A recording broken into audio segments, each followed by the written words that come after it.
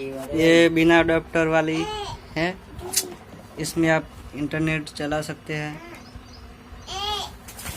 भी अंधेरे में दिख नहीं रहा। इसमें 2 USB पोर्ट है और ये AV केबल लगा सकते हैं आप।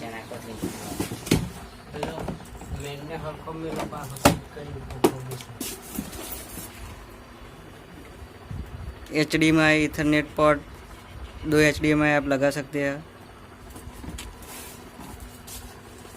यहाँ पे वॉल माउंट कर सकते हैं। ये इसके स्टैंड, इसके अंदर रिमोट है। ये किताबें पढ़ के आप ज्ञान बढ़ा सकते हैं।